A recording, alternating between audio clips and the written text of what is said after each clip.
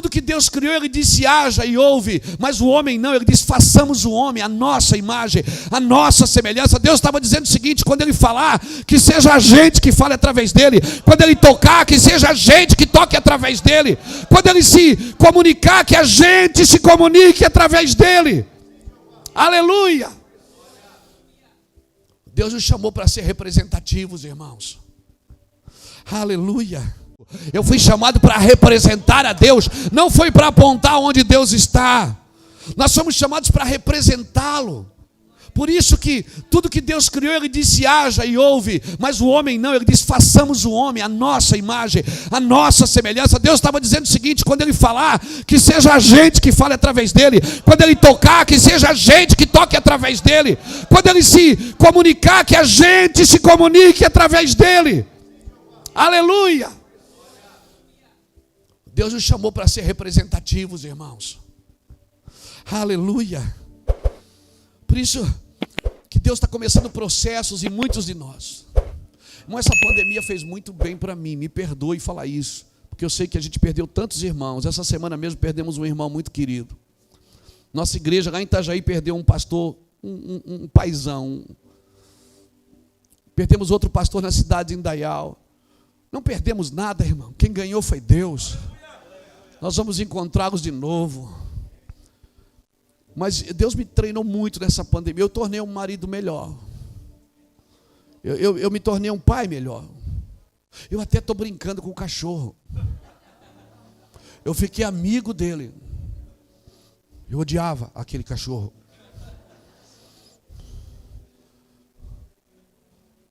As coisas simples da vida começaram a fazer sentido, irmãos. Aleluia. Como foi importante, você tinha vontade de tocar as pessoas. Há quem disse, mas a gente está de máscara. Mas será que a gente já não estava de máscara? Será que a máscara não é só a expressão de como nós já estávamos vivendo? Será que esse distanciamento já não era como a gente vivia como igreja? Distanciado uns dos outros? Deus sabe o que faz, irmãos. A expressão da terra, ela sempre vai expressar o que está no Espírito. O Senhor está mexendo na noiva, irmãos. Aleluia, eu estou muito entusiasmado com a igreja, muito entusiasmado. Por isso que eu tenho aumentado o meu nível de obediência. Eu tenho dito, uma oração que eu tenho feito diária: Senhor, eu quero ser mais verdadeiro. Mais e mais e mais. E às vezes, é incrível, às vezes eu estou conversando com alguém que eu dou uma aumentadinha, o Espírito Santo fala, como que foi? Não seja evangelástico. Na hora ele me repreende, eu volto atrás. Eu digo, não foi bem assim.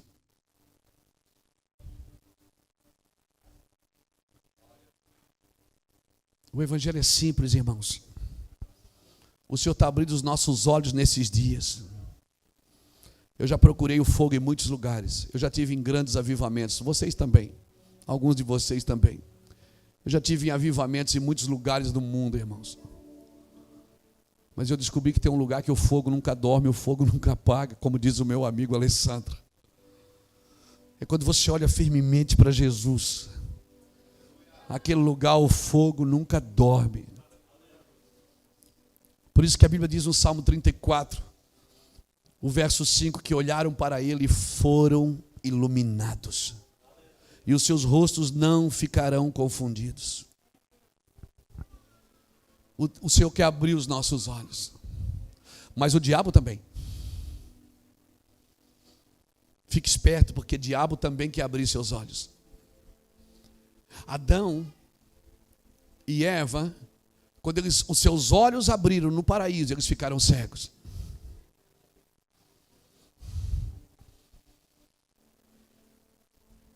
Quando os seus olhos abriram, eles ficaram cegos.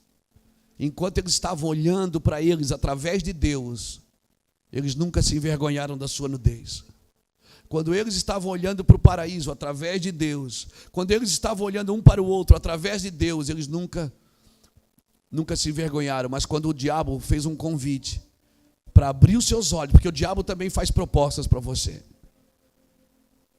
e os seus olhos se abriram, então eles ficaram cegos. Mas Deus quer abrir os nossos olhos, irmãos.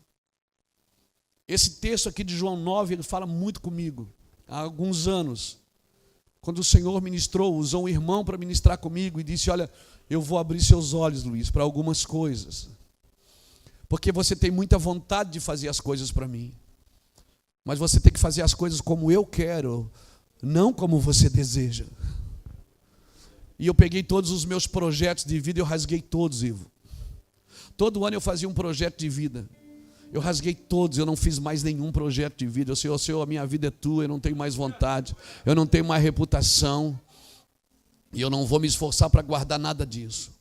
Irmão, se você olhar para a história desse cego, ele está lá pedindo esmola. Jesus está passando e vê o cego de nascença. E os discípulos perguntam: quem pecou? Foi ele ou foi a família dele? Jesus diz: não, gente, não foi ninguém que pecou. Isso é para que a minha glória se manifeste. E aí Jesus manda alguém trazer ele, trazem ele. Jesus cospe no chão, pega lodo e põe 2 olhinhos novos e manda ele no tanque de Siloé se lavar e diz: vai lá no tanque do enviado. Para que você acha que Jesus quer abrir seus olhos? Para você ser enviado. Deus não abre seus olhos para você ficar se achando mais do que os outros. Para você achar que você tem mais entendimento do que os outros, mais sabedoria do que os outros, porque Deus me deu a última revelação do mundo. Não. Tem coisas que Deus mostrou para mim, mas não me deu a capacidade de consertar. Ele mostrou que estava errado, mas não me deu a capacidade de consertar. Vai dar capacidade para alguém outro fazer. E aí quando trazem aquele homem, ele começa a ver. Ele está pedindo esmolas. Ele começa a ver, ele fica apavorado, ele está vendo, cara.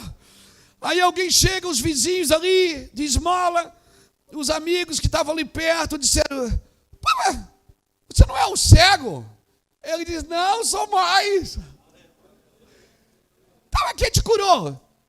Jesus. Ele cuspiu no chão, passou lodo em mim. Tem lodo aqui ainda? Tem? Não, já saiu. Estou vendo. Aí começa a indagar: então tu não era cego? Eu era. Então como é que você está vendo? O lodo. Jesus passou lodo em mim. Ele disse: cego, coisa nenhuma. Leva ele lá no templo, leva ele lá na sinagoga. Aí levaram ele na sinagoga. Chegou lá os fariseus: conta pra gente como é que foi. Ele disse: um Jesus de Nazaré.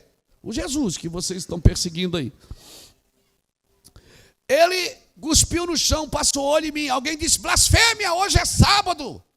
Não pode curar cego. Não pode fazer lodo. Quer dizer que sábado eu posso continuar cego, mas não posso ser curado. Blasfêmia. E o homem: não, mas eu não sei. Tá, mas o que é que tu tem a dizer deste homem? Eu acho que ele é profeta. Por que ele disse: eu acho que ele é profeta? Porque ele estava embutido em Isaías 61, quando Isaías disse: o Espírito do Senhor está sobre mim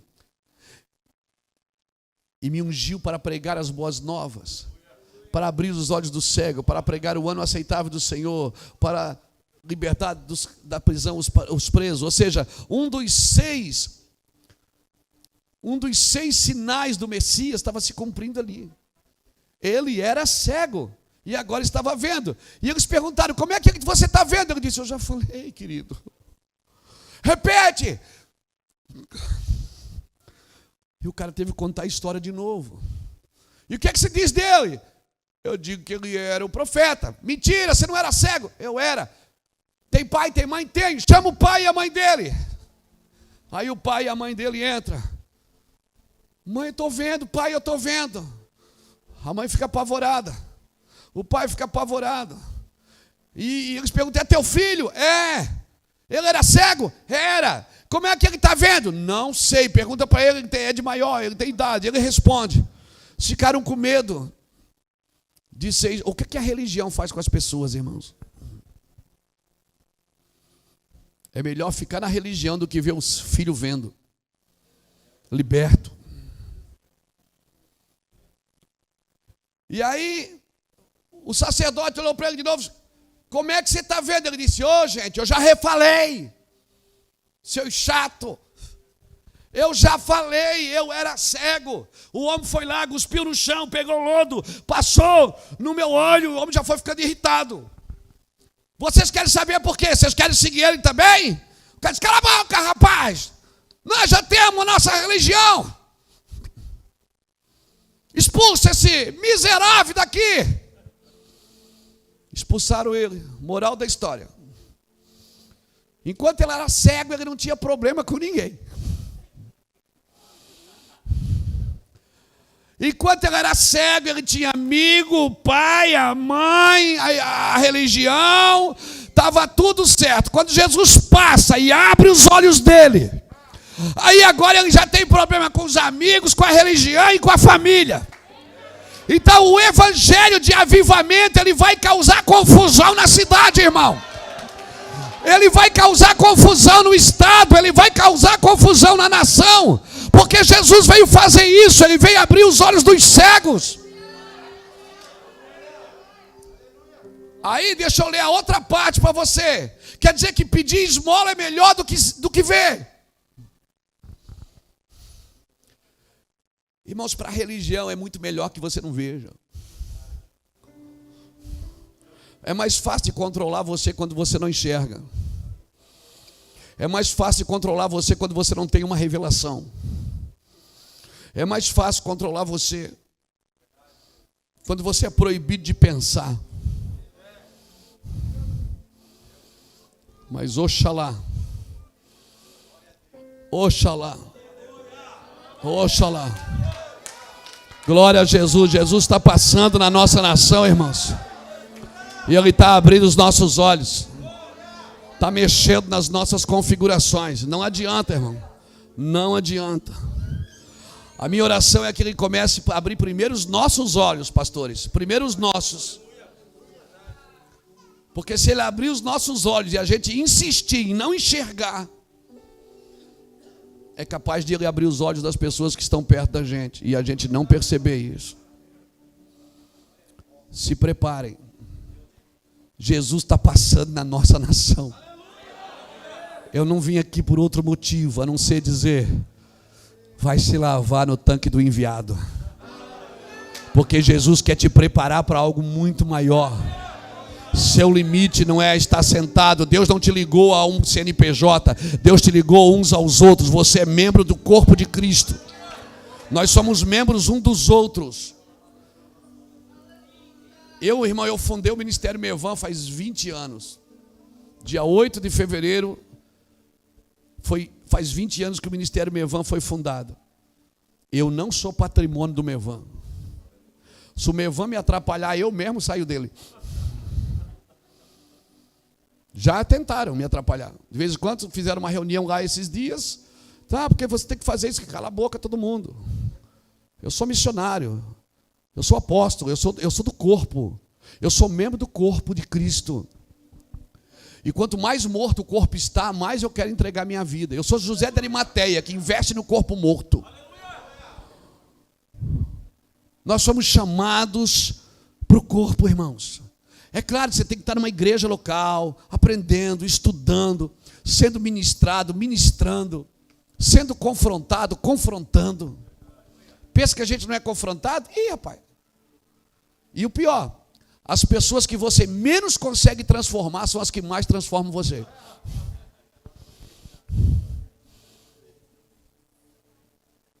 Ferro afiando ferro, meu amigo. Seja bem-vindo ao corpo de Cristo. Jesus, de vez em quando, olhava para a turminha dele e dizia, botava a mão na cabeça, até quando eu vou suportar vocês?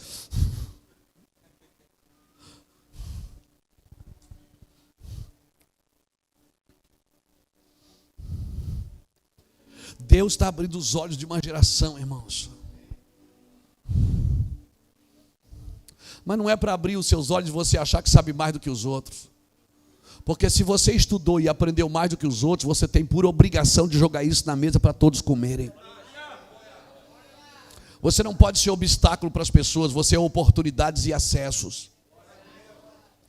Irmão, esse cara estava pedindo esmola, não tinha problema com ninguém. Quando Jesus passou e abriu os olhos dele, ele perdeu a família, ele perdeu o ministério e ele perdeu os amigos. Quer dizer que é melhor pedir esmola do que ser livre, do que abrir os seus olhos para algo sobrenatural.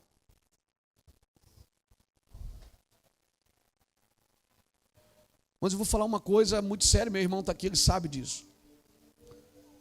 Quando nós começamos o Mevan, nós era uma turma de ex alguma coisa. Tudo ex. Ex-bandido, ex-maconheiro, ex isso, ex aquilo, ex-prostituto, tudo ex. Era um bando de ex. A gente não sabia muita coisa. Mas a gente ia para a igreja às 5 horas da manhã. E ficava lá orando até às 8. A gente entrava num quarto e ficava 5, 6 horas jogado no chão. Deus só nos deu alguma coisa porque a gente é apaixonado. Eu ia para a escola só comer merenda e pegar piolho. Eu fui um cara que estudei pouco, eu fui estudar depois de velho. Eu fui estudar, fui ser teólogo depois de velho. Faz 7 anos que eu ganhei um diploma de teologia em Londres. Depois de pregar 5 mensagens numa igreja que tem um instituto teológico, eles me reconheceram como teólogo, por aclamação. Me deram um diploma que eu nem sei o que está escrito, porque está em inglês.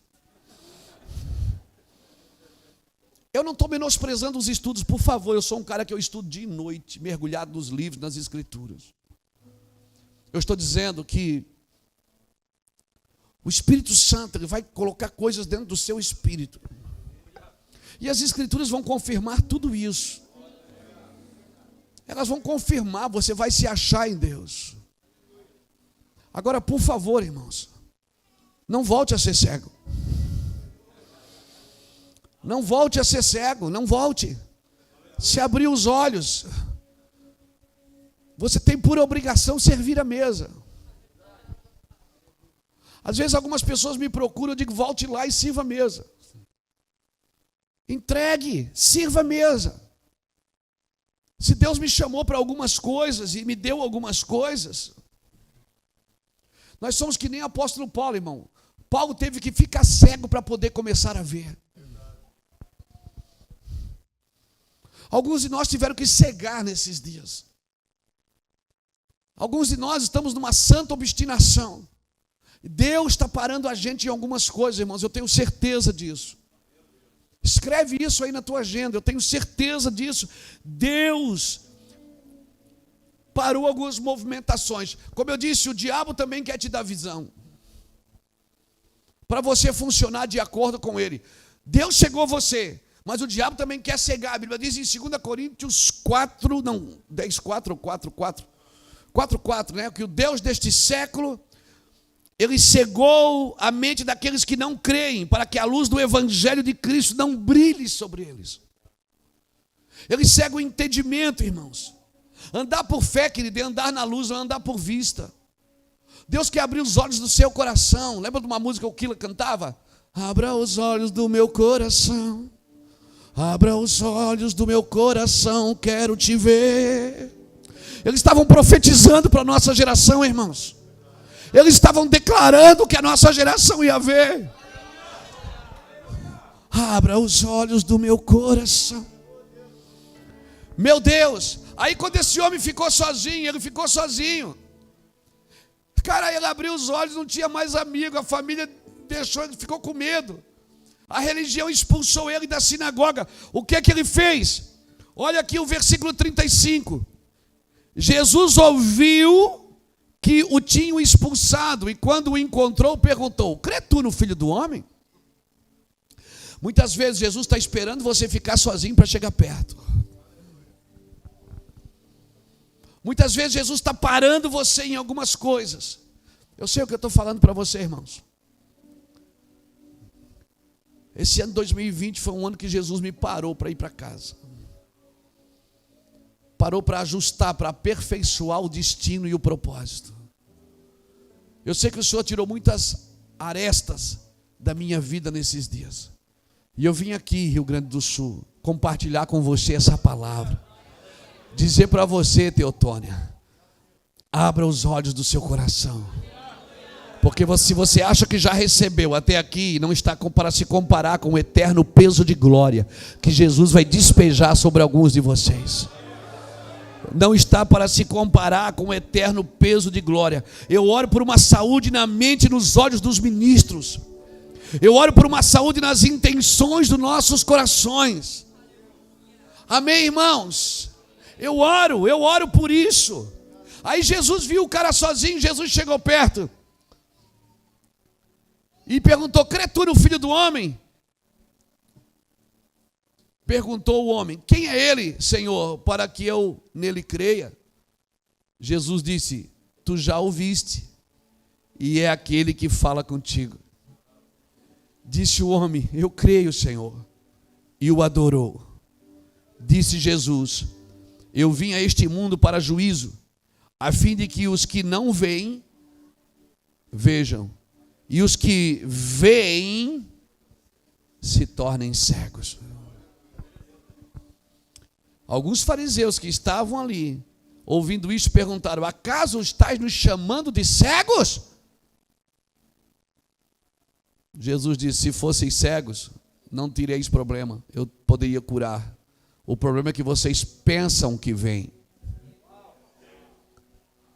A minha pergunta agora para você: qual é o problema da igreja de Laodiceia? Pensa que é rica, pensa que não lhe falta nada. Mas o Senhor diz: mas tu não sabes que tu és miserável, pobre, cega e nua. Aconselho-te que de mim compre ouro puro, para que tu sejas rica.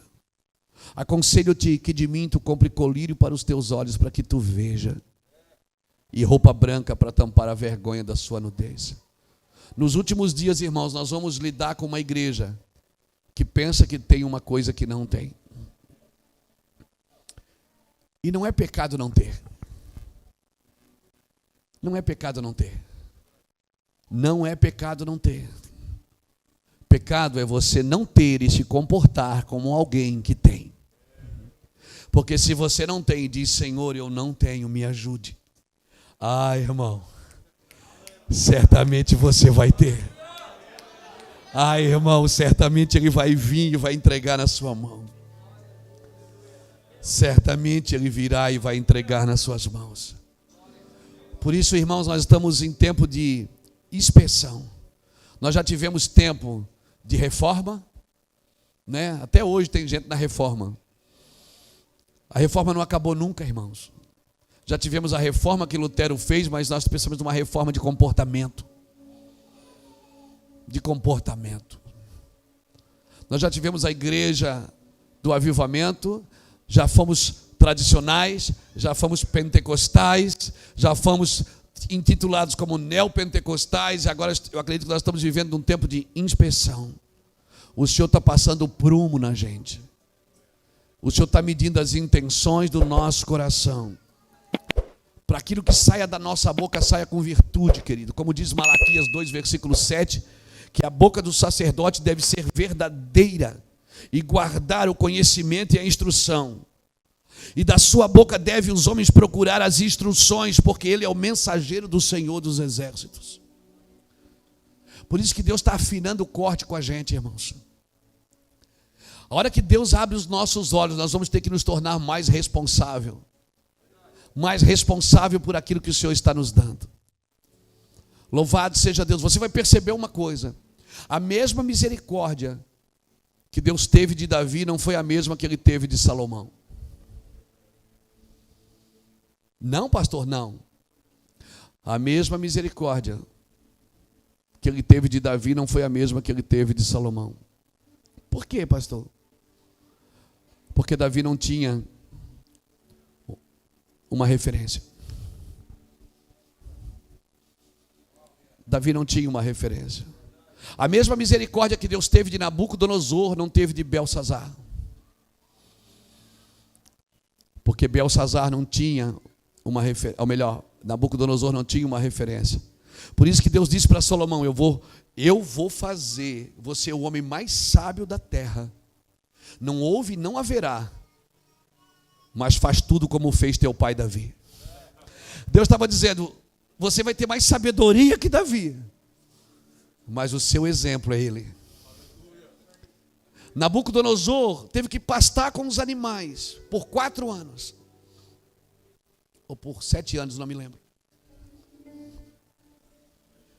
Até o dia que ele voltou, ele criou unhas como animais, ele criou pena como os animais, e ele pastou como os animais. E quando ele saiu dali, ele disse: eu aprendi. Ele mesmo conta no capítulo 4 de Daniel, ele diz: eu aprendi que só o Senhor é Deus. E ele sabe o que ele mandou fazer? Ele mandou tirar todos os utensílios da casa do Senhor, que estavam na mesa de banquete, na mesa de orgias dele. E ele disse: ninguém adore outro Deus em Babilônia, a não ser o Deus desse cara de Daniel. O seu filho depois, Belsazar, mandou pegar tudo de volta. Já não reconhecia mais Daniel como um profeta. Mandou trazer os utensílios tudo de volta para a mesa. A mão do Senhor, você conhece a história, o dedo do Senhor, em Daniel capítulo 5, escreveu na parede: Menem, Menem, Tekel e Parsim. Ninguém sabia revelar isso, ninguém. A rainha mãe disse: olha, meu filho, na época do teu pai, tinha um cara aqui, um menino que teu pai trouxe da Babilônia. Trouxe 4, mas trouxe muita gente, mas tinha 4 aqui que eles eram terrivelmente santos. Ananias, Misael e Azarias e Daniel. E ele disse: mãe, ele vive aqui, ainda vive. Onde é que ele está? Por que ele não está aqui servindo? Não, meu filho, você mandou todo mundo embora. Ele disse: manda chamar quando Daniel está entrando. Ele disse: és tu aí do mesmo Daniel que meus pais falam? Ele disse: sim, o mesmo. A Babilônia mudou de rei 3 vezes, e o profeta continuou sendo o mesmo.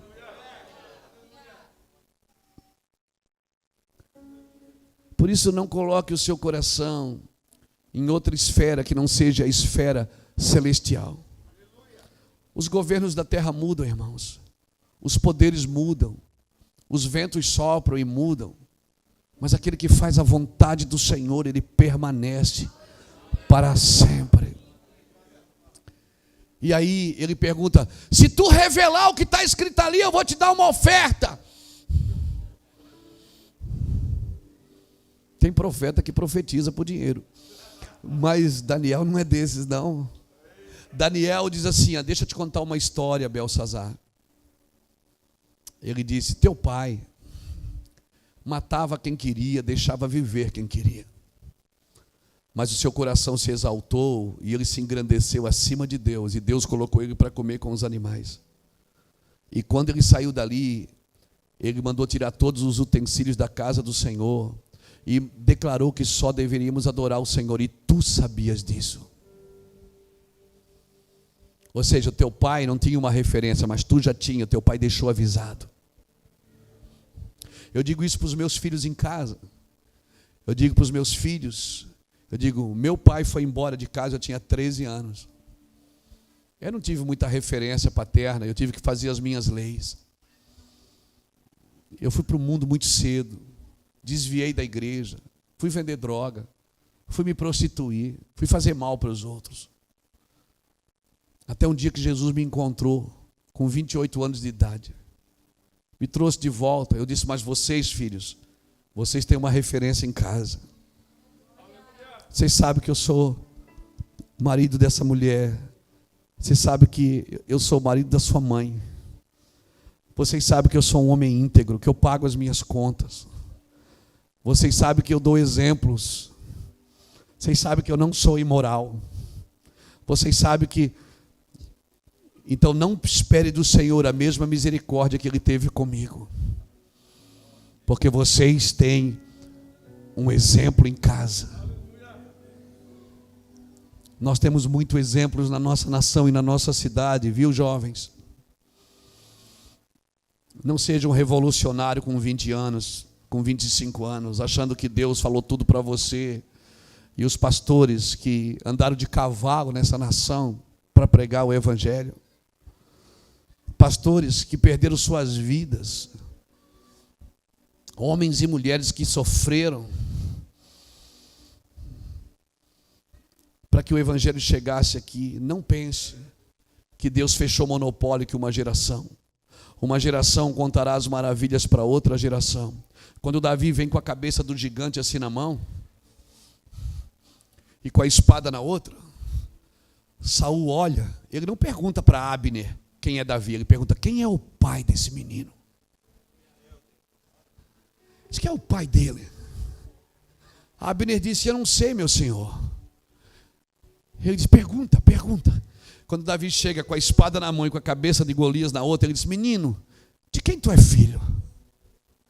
Ele disse, eu sou filho de Jessé, o belamita, o teu servo.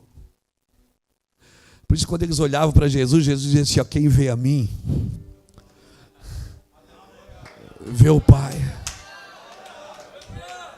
Se Deus está abrindo seus olhos, não é para te tornar um revolucionário gospel. Uma geração contará as maravilhas para outra geração. Se a geração do justo for abençoada, a sua descendência será poderosa. Então, ouça esse homem aqui que já passou de 54 anos, 53 anos, vou fazer 54 daqui a pouco. Às vezes eu vejo alguns despertamentos de jovens. Ontem mesmo um jovem me ligou. Um menino muito conhecido nessa nação me ligou para pedir um conselho. Eu acho isso tão nobre. Talvez Deus vai usar ele muito mais do que me usou. Porque a gente tem internet faz 10 anos, eles já estão nadando. Eu não sabia mexer nessas coisas. Cada vez que eu erro uma coisa, eu tenho que ter uma crise de humildade, chamar meu filho de 14 anos, filho, como é que faz? Ele vem com o dedinho e sai rindo de mim ainda. Filha da mãe. Nós somos analógicos, irmãos. Uma geração que sofreu mais. Talvez a gente não teve muitas referências e talvez não conseguiu ser referências para você. Mas você tem referências. Você tem referências. Eu fui jogado no ministério com 2 anos de fé e me deram 2 igrejas para cuidar. Eu fiz tanta coisa religiosa. Toda semana eu tinha uma campanha na igreja. Era a noite da ferradura, a noite da chave, a noite do cadeado. Eu não sabia fazer, pastor. Mas eu queria ganhar as pessoas para Jesus. Eu queria libertá-las do demônio. O Vale do Sal. Só matava bicho de pé, o Vale do Sal. Ninguém era curado. Mas eu só queria curar as pessoas. Talvez você aprendeu mais rápido. Eu fazia cursos teológicos pelo correio. Esperava chegar as provas para responder e botar pelo correio. Mas eu passo lá no meu quarto de oração, está lá meus diplomas de 1999, 98.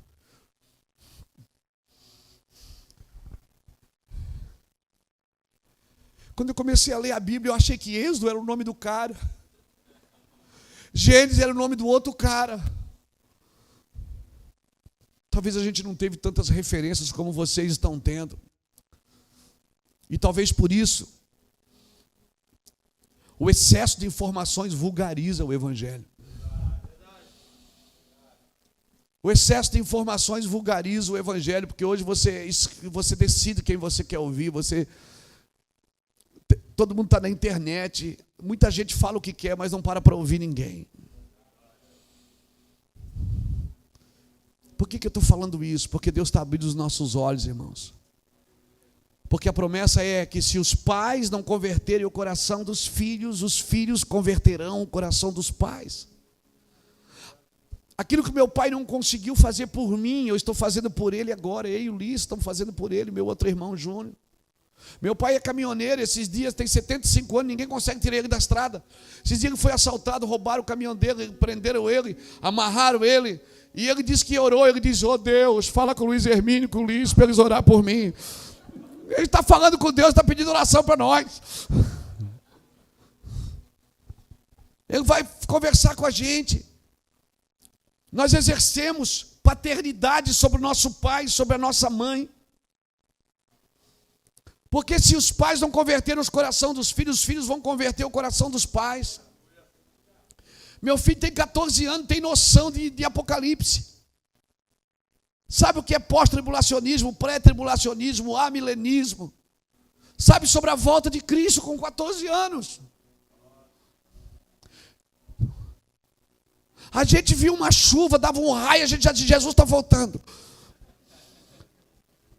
Jesus está abrindo os olhos dessa geração, irmãos. Jesus está passando nos becos, nas ruelas. Está passando nas favelas, em Alphaville. Está passando nos lugares ricos e pobres. Está abrindo os olhos de todo mundo, irmãos. Deus está abrindo os nossos olhos.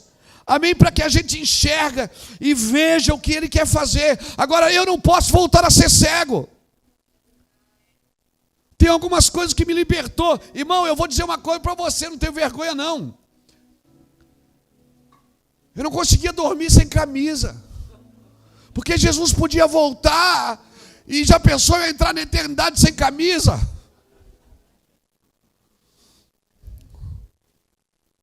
Uma vez eu fui numa igreja, o pastor Lapa estava comigo, mas estava de camisa curta. O pastor disse, ele não vai poder subir no altar porque ele está de camisa curta. Essa igreja já fechou e o Lapa está lá ainda, até hoje, pregando o evangelho. Nós fizemos coisas erradas por falta de entendimento, porque éramos cegos. Mas um dia Jesus passou e abriu os nossos olhos. E eu não tenho como ter os olhos abertos e ficar em casa. Fazendo, ou melhor, não, isso é meu, não, Deus não deu para mim, eu quero abrir seus olhos, eu quero servir você.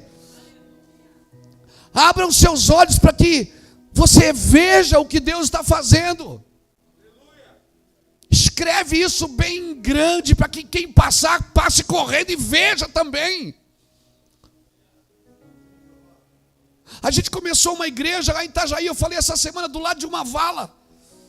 No bairro onde os maridos não deixavam as esposas irem, porque era muito longe, tinham que passar pelo meio do mato. E todo mundo dizia, vai para o centro. Eu digo, não, Jesus falou que é aqui.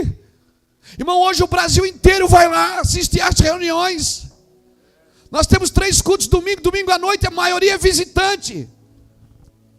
Tem agência de turismo de Itajaí que botou a igreja no pacote de turismo. 2 dias no Beto Carreiro, 1 dia em Balneário, 1 dia no Mevan.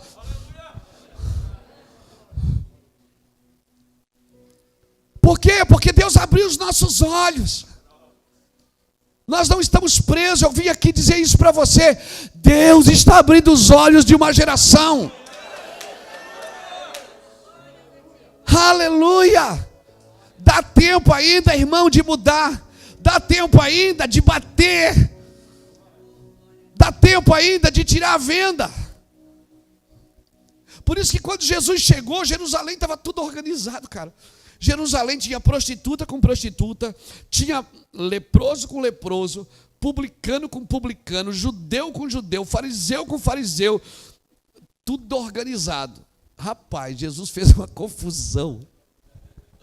Os romanos pediam oração para ele, os publicanos levavam ele para comer na casa, os leprosos eram tocados por ele, as prostitutas se convertiam, viravam diaconisa. E só sobrou um argumento. Ele tem demônios. Porque a gente estava tudo organizado. Estava aqui a Assembleia, a Quadrangular, a Batista, as comunidades, o Mevan e todo mundo, tudo organizado. Aí veio abrir os nossos olhos, a gente agora tem que andar junto. Tem que se suportar.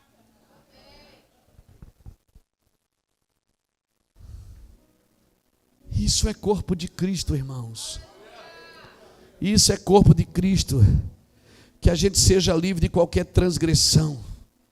Que a gente seja livre de qualquer coisa que nos roube esse lugar. Transgredir, o que é transgredir? Transgredir é viver num lugar que não é seu. Transgredir, eu até escrevi aqui, é invadir o limite que não lhe pertence. é tomar algo que não é seu. Transgredir é saber que você não pode fazer e mesmo assim continua fazendo. E se você anda, fala e vive em um lugar que não foi Deus que te deu, ou disse para você estar ali, então você está em transgressão. Transgressão é quando Deus passa e abre os seus olhos e você solta a caneca, irmão. Você não vai mais pedir esmola.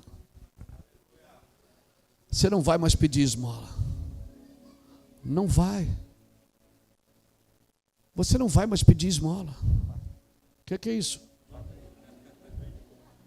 É de comer?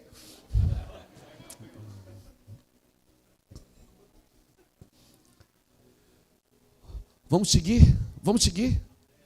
Agora aprenda, o seu futuro não está na tua frente. Está dentro de você. Deus abre os seus olhos para que você veja o que Ele colocou em você. O futuro não está na sua frente, está dentro de você. Sua visão acerca de você determina até onde você pode ir. Muitos irmãos não têm visão para a vida. E eles nem sabem como obter essa visão. Alguns têm a visão, mas estão presos em confusão, em religiosidade. Outros tinham até uma visão, mas entraram no tripalo. E trabalharam tanto, suaram tanto, e hoje estão cansados do evangelho. Frustrados com a igreja. Sabe o que é frustrar? É esperar um resultado que não veio. E por que não veio? Porque Deus não falou que viria. Criamos expectativas que Deus não falou sobre elas conosco. Então, querido, aquilo que você está vendo não significa que é necessariamente como é. Para de olhar para fora, irmão. Para de ser guiado pelas emoções. Para de olhar para o jornal e ser guiado pelos índices. Você já viu que não morre mais ninguém de nada, é só de Covid? Por quê, pastor? Porque morrer de Covid dá lucro. Acorda, Brasil. Acorda. E a igreja, irmãos, ela esqueceu do lugar dela. A igreja não é ativista, irmão, ela é profética. O lugar da igreja brigar é aqui nas regiões celestiais. E o pior, quando você frustra, frustrados vivem para fora, trazendo coisas para dentro, quando deveriam viver para dentro, expressando o que tem dentro para fora. Quando Paulo falou em 2 Coríntios capítulo 4, versículo 7, ele diz: nós temos um tesouro aonde? No vaso de barro. Para quê? Para que a excelência do poder seja de Deus e não nossa. E ele começa a fazer um trocadilho no verso 8. Ele diz: em tudo somos atribulados, porém não angustiados, perseguidos, porém não abatidos, perplexos, porém não desanimados, levando no nosso corpo o morrer de Cristo, para que a vida de Cristo também se manifeste na nossa carne mortal. Por isso, ainda que o meu homem exterior se desgaste ou se corrompa, o meu homem interior se renova a cada dia. Paulo está dizendo: em tudo eu sou atribulado aqui fora, porém não angustiado aqui dentro, perseguido aqui fora, porém não abatido aqui dentro, perplexo aqui fora, porém não desanimado aqui dentro. Paulo está dizendo: as coisas que acontecem fora de mim, elas não me afetam em quem eu sou em Deus. O cara está preso, amarrado, acorrentado e dizendo: alegrai-vos comigo no Senhor.